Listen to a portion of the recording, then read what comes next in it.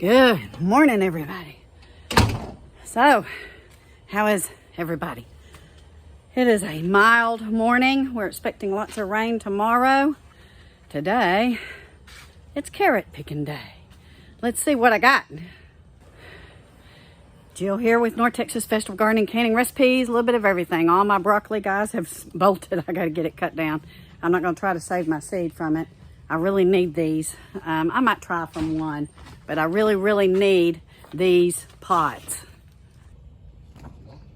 Looking good here, guys. Pulling up quite a few nice sized carrots here. Woo-wee. I'm getting some pretty good sized carrots in here, guys. That's a nice carrot. So we're going to continue picking these. Now, I grew these, guys, in about 22-gallon containers, and these are those feed containers that molasses and stuff comes in for cattle. And I was able to get these from a friend of mine that I went to school with for free, and so we loaded them up. You know, there's some freeze damage, but overall, I'm pretty happy with what we're getting. Yeah, these are beautiful sized carrots. Looks like I'll be canning some carrots. Getting some really nice heads of cauliflower in here, but they're kind of spread apart, guys. I think it's from the drastic weather changes, but yeah, I'm happy with it. And it's getting ready to bolt, so I might have to go ahead and harvest that today as well.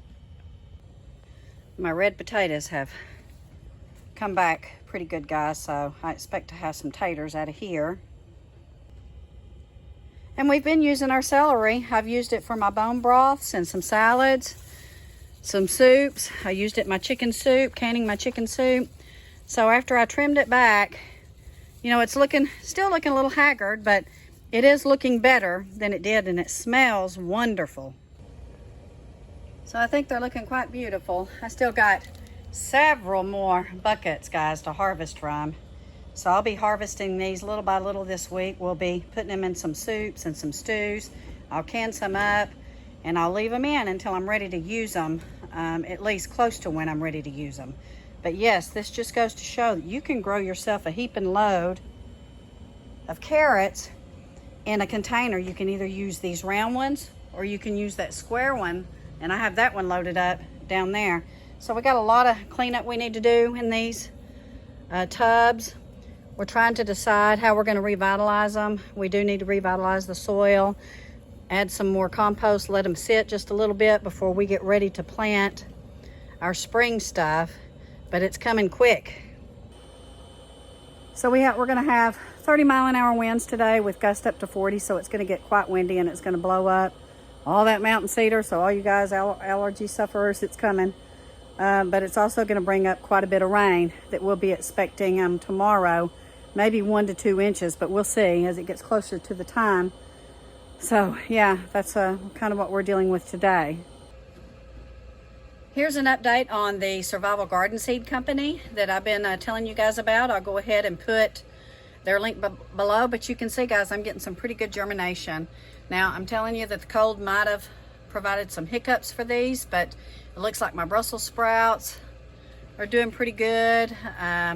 Some of the kale, my chard, that celery is starting to come up. Celery is a long time. It takes a long time, but you can see it starting to come up. I'm excited about that to replace some of my celery I lost.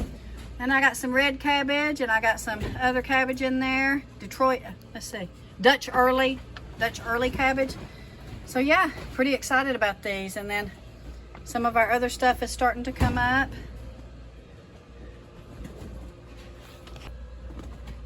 And these are our tomato starts, and they're continuing to look really good. We think that we're going to have to go ahead and pop them in a 6-inch pot before we're able to put them in the ground, because we got to keep them protected at all costs.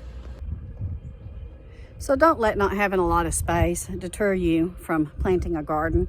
Container gardens are great, and we grow in that little high tunnel. All of it's container or in a raised bed, and then we have 3 raised beds outside that we use. You don't need a lot of space to grow you some good nutritious food that you can grow just about year round, especially in our area, like the carrots and all the brassicas and stuff like that. Now we got hit pretty hard with that freeze for most of our brassicas, but you can see I got some cauliflower out there. I've got spinach, I've got carrots, I've got onions going, I've got my kale still, I got a couple of little heads of cabbage. So there's things that you can grow in containers, guys, so don't let that stop you. So we're going to keep on keeping on, as much as sometimes as hard as it is.